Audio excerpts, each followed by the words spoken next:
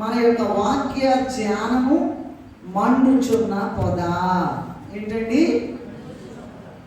ఇప్పుడు పొద దగ్గర మోషే గారి వయసు ఎంతంటే 80 సంవత్సరాలు.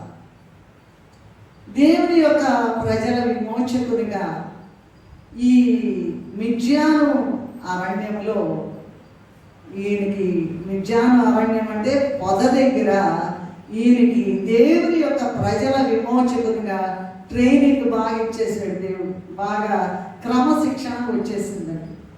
నిర్గమకాండం 3:12 చూసినట్లయితే అక్కడ దేవుడు ఏం మాట్లాడాడంటే, ఆ ప్రజలను నువ్వు ఐగుప్తులో నుండి తోడుకొని వచ్చిన తర్వాత మీరు మళ్ళా ఇక్కడ హోరేబు పర్వతం మీద దేవుని సేవించదరు అని చెప్పారు. ఇదేంటండి?